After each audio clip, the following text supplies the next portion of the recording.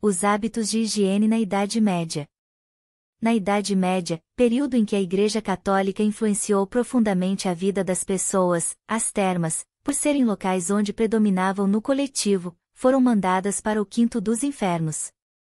KKKKKK. O corpo passou a ser visto como um lugar de tentações e a nudez tornou-se questão política e administrativa, tendo o imperador romano Teodósio proibido os Jogos Olímpicos em 393, porque era pecado a exibição dos corpos dos atletas.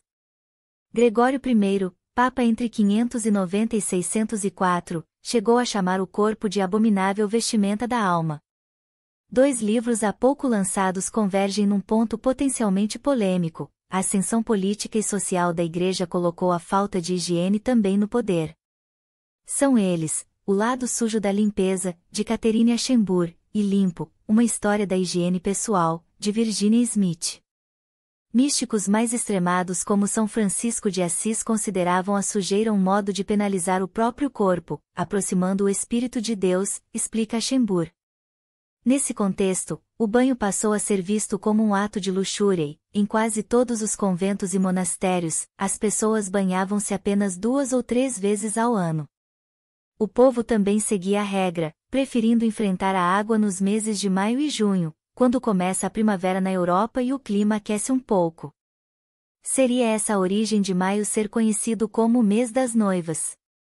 Era nele que as donzelas encaravam o chuveiro.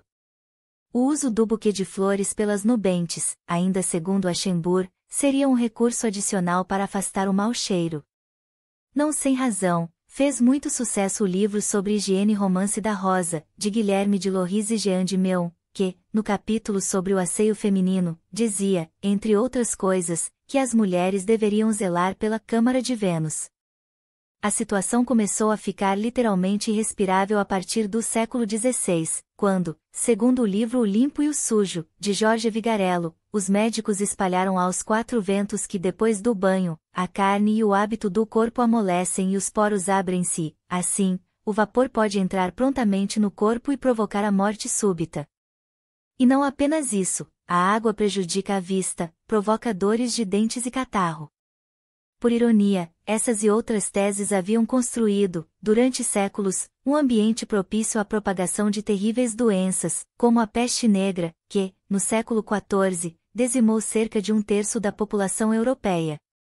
Não sem motivos, quando os portugueses aportaram no Brasil, em 1500, espantaram-se com a limpeza dos índios, que mergulhavam nos rios várias vezes ao dia. O escrivão Pero Vaz de Caminha não poupou a tinta de sua pena para elogiá-los: são tão limpos e tão gordos e tão formosos que não podem ser mais. Os lusos acabaram assimilando o costume dos nativos brasileiros, menos os membros da corte, que estavam acostumados a passar meses até sem mudar de camisa. Como se a sujeira fosse um dos símbolos da realeza, o rei francês Luís XIV só tomava banho por ordem médica e o palácio onde vivia, Versalhes, dos mais belos do mundo, era cheio de fezes nos corredores. Já Napoleão Bonaparte tem entre suas mais famosas frases a que escreveu para a mulher, Josefina, no fim de uma campanha militar: retorno amanhã a Paris. Não se lave. Sobre o comportamento à mesa, numa época em que até reis e rainhas comiam com as mãos e os animais serviam de guardanapo, pois era em seus pelos que muitos limpavam as mãos gordurosas, Erasmo de Roterdã recomenda, entre outras coisas: se você quiser oferecer a alguém de quem gosta a carne que está comendo, evite isso. Não é muito decoroso oferecer a alguém alguma coisa mastigada. Em seu livro, Norbert Elias também reproduz trechos de muitos outros tratados que circulavam pela Europa, inclusive entre a aristocracia, como Disciplina na Corte, de Tanhauser, no qual consta que se um homem bufa como uma foca quando come, como acontece com algumas pessoas, ele renunciou a toda boa educação. Não limpe os dentes com a faca. Não cuspa em cima ou por cima da mesa, e falar com alguém que está defecando é sinal de falta de educação. Ainda não é inscrito no canal? Inscreva-se no canal do Lembrador agora mesmo. Obrigado por ouvir o nosso podcast.